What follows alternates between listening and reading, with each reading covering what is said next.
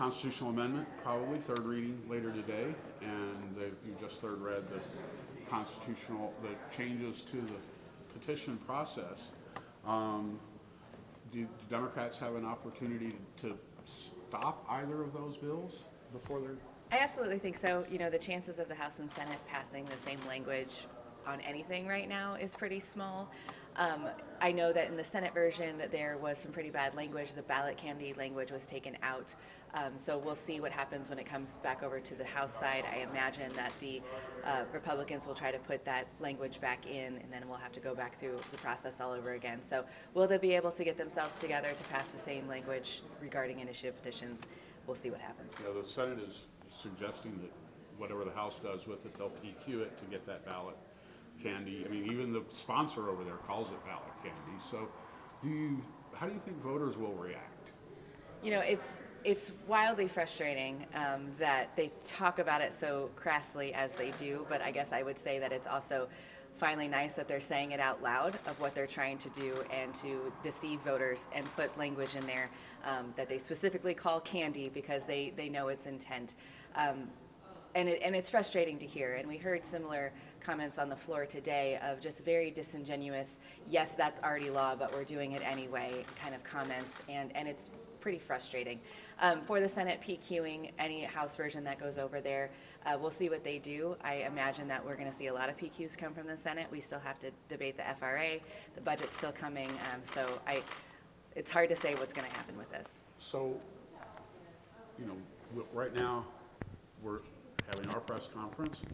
The speaker has had a couple of press conferences recently that have been very short.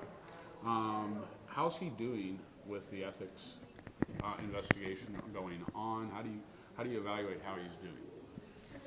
You know, I'm not privy to the information that's going on within the ethics committee, but it is definitely a dark cloud that is overhanging everything that we do here.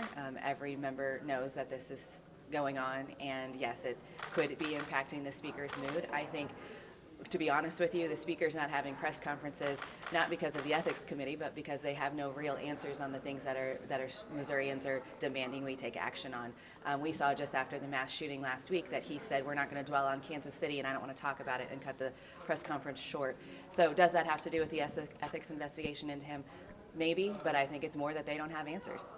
And internally in the House, do you think it's impacting any of the pace or work that the House is doing? I think it definitely can. I mean, as I mentioned, any sort of ethics investigation is going to impact all of the things within here, but folks do try to function as normal as we can when that's happening. But I would say more than anything, the Republican infighting amongst themselves is what's impacting progress in this building. All right, thank you. You sometimes start these off with a statement or kind of an assessment of the week. Did you have anything else you want to talk about? You know, I appreciate that question. What I would say the assessment of this week is just more frustration. We did a few bills, one gutting the initiative petition process or trying to make it harder for folks to amend, but we didn't do anything of substance. We got back to the building on Monday and Republicans acted like last week in Kansas City never happened. There has been refusal to have any sort of real meaningful conversation or even ask how those who survived the event are doing. So that's pretty upsetting, and I really wish that we as leaders would take some time to have a real discussion about what's going on in our state.